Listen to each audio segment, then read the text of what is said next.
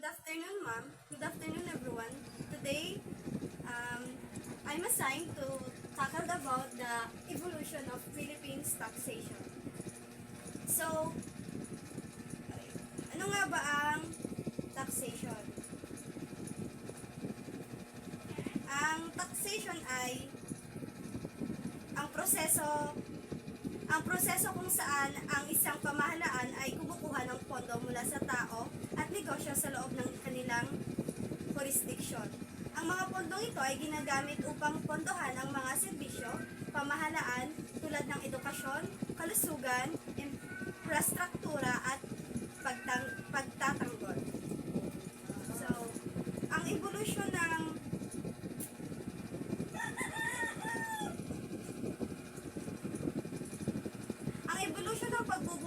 pagbubuwis noong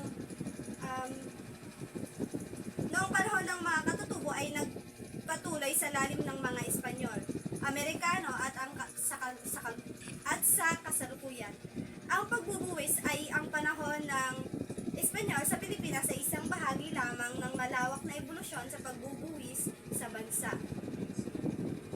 Ang pangunahing pagkakaiba ng pagbubuwis sa saklaw at konteksto, ang evolusyon ng pagbubuwis sa Pilipinas ay tumutukoy sa buong kasaysayan ng pagbubuwis sa bansa, mula sa mga sinaunang sistema ng mga katutubo hanggang sa kasalukuyang sistema.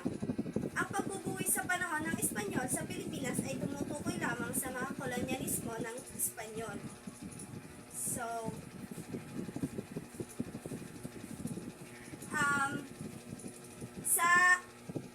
sa panahon ng Espanyol, may mga tinatawag na mga pagbubuwis tulad ng tributo. Ang tributo ay isang pangunahing buwis na ipinatupad ng mga Espanyol.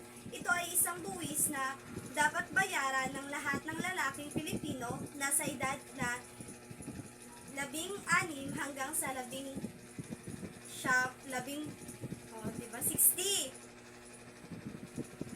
Ang tributo naman ay maaaring bayaran sa pera o sa mga produkto tulad ng bigas, manok at tela. And then may sarupa po na pinatupad ang mga Espanyol noong panahon ng mga Espanyol. Ito ay Polo Y Servicio. Ang Polo Y Servicio naman ay ang sapilitang paggawa na ipinapatupad ng mga Espanyol. Ang mga lalaking Pilipino ay obligado na magtrabaho para sa pamahalaang Espanyol sa loob ng 40 araw sa bawat taon.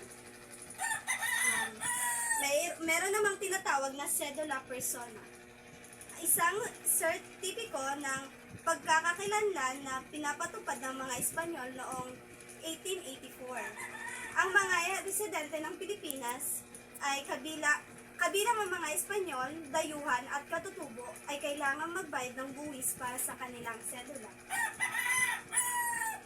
Meron namang tinatawag na mga monopolyo or monopoly. Ang mga Espanyol naman ay nagtutupad din ng mga monopolyo sa ilang mga produkto tulad ng tabako, alak at opio.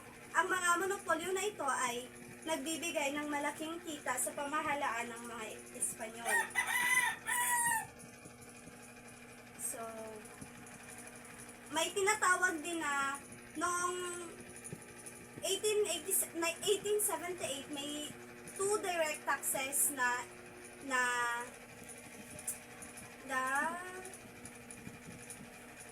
naad. Ang dalawang halimbawa ng direktang buwis at ang buwis sa kita at buwis sa ari-arian. Ang buwis sa kita ay isang buwis na binabayaran ng mga individual at ang mga korporasyon sa kanilang kita. Ang buwis na ito ay maaaring progresibo, ibig sabihin mas mataas ang kita, mas mataas din ang buwis na kanilang binabayaran. Example ang mga farmers sa ito na unang panahon.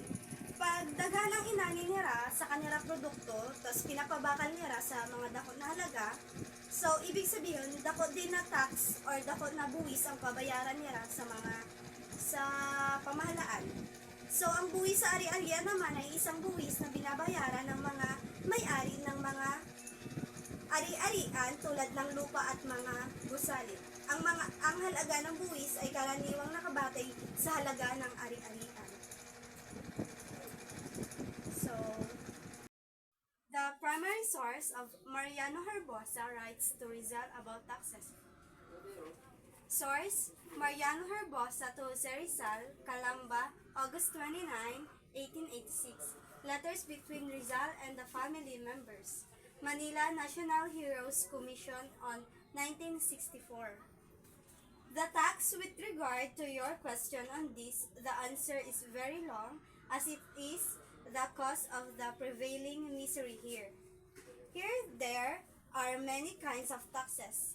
What they called irrigated rice land, even if it has no water, must pay a tax of 50 kavans of palay or unhusked palay, and land with 6 kavans of seed pay 5 pesos in cash. So, ang primary source ni Mariano Herboso na in surat kay Rizal about the taxes is isang personal na liham mula kay Mariano Herbosa, bayaw ni Rizal patungkol sa buwis ng Pilipinas noong mga panahon ng Espanyol. Ang liham na ito ay isang mahalagang primary source dahil nagbibigay ito ng direktang pananaw mula sa isang tao na nakakaranas ng mga kahirapan at kawalang katarungan ng sistema ng pagbubuwis noong panahong iyon. Ayon sa liham, ang mga buwis ay nagpapabigat at hindi patas. Napakabigat at hindi patas. So, sa panahon talaga sa Espanyol, di talaga pantay or patas ang di talaga patas kay nakakasakal ini sa iba sa kadaghanan sa Pilipino sa panahon nila dahil naging dahilan ng korupsyon at kung ano paman. Kaya sa to nag-alsa ang mga Pilipino nag-alsa ang mga Pilipino laban sa mga Espanyol. Ang mga buwis ito ay hindi pare-pareho at madalas nagbabago depende sa kagustuhan ng mga Espanyol. Ang mga tao ay walang karapatan na magreklamo o humingi ng resibo para sa kanilang mga bayad. Ang liham ay nagpapakita rin ng korupsyon sa sistema ng pagbubuwis kung saan ang mga opisyal ay nag-aabuso sa kanilang kapangyarihan at para sa kanilang sariling kapakanan. Ang liham din ni Herbosa ay isang mahalagang dokumento na nagpapakita ng mga kahirapan na nararanasan ng mga Pilipino sa ilalim ng pamahalaan ng Espanyol. Ito ay isang malakas na ebidensya na nagpapatunay sa pangangailangan ng pagbabago sa sistema ng pagbubuwis at sa pamahalaan ng bansa. So dati, nasabi ni Ra na her heavy burden placed on the Filipinos ang taxation in the Philippines during Spanish colonial period. Kaya ang pagbubuwis ng Pilipinas noong panahon ng pananakop ng Espanyol ay naging isang mabigat na pasanin para sa mga Pilipino dahil sa ilang mga dahilan. Yun ay mataas at hindi patas na pagbubuwis. Ang mga buwis ay ipinapataw ng mga Espanyol ay napakataas at hindi patas. Ang mga Pilipino ay kailangan magbayad ng tributo, kagaya nga na sinasabi ko kanina, na isang uri ng buwis na nakabatay sa kanilang kasarian at edad.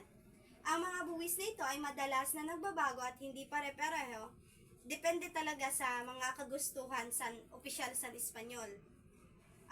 Tapos mayon pa mga sa pilitang paggawa. Bukod sa tributo, ang mga Pilipino ay sa pilitang nagtatrabaho para sa pamahalaan ng Espanyol sa pamamagitan ng Poloway Servisyo. Na kaipuhan nila magtrabaho sa 40 days sa isang taon sa mga proyekto pamahalaan tulad ng nagpapatayo ng mga kalsada at tulay. And mayon din sa korupsyon at pag-aabuso sa mga Pilipino ng mga ang mga opisyal ng Espanyol ay madalas na nag-aabuso ng kanilang kapangyarihan at nagnanakaw ng pera mula sa mga buwis. Ang mga buwis ay hindi ginagamit para sa kapakanan ng Pilipino kundi sa kanilang sariling pakikinabang at para sa pagyaman ng mga Espanyol. And kawalan ng karapatan. Ang mga Pilipino ay walang karapatan na magreklamo o humingi ng resibo para sa kanilang mga bayad sa buwis. Ang mga opisyal ng Espanyol ay nagkakaroon ng ganap na kapangyarihan sa Pilipino at hindi nila maprotektahan ang kanilang mga sarili sa pang-aabuso. So, mapagalon talaga ang buhay sadto ng mga Pilipino sa panahon sa Espanyol sa pagbabayad ng buwis kay daghanon ang pinagdaanan nila sa kamay sa mga Espanyol. Ang mga ito ay ilan lamang sa mga dahilan kung bakit mabigat na napasanin ng mga Pilipino pagbubuwis noong panahon ng pananakop ng Espanyol. Ang mga buwis ay hindi lamang isang paraan ng pagkuha ng pera mula sa Pilipino, kundi isang paraan din upang kontrolin at supulin sila. Ito ang mga pangunahing dahilan bakit ninanais ng mga Pilipino mag-alsa laban sa mga Espanyol.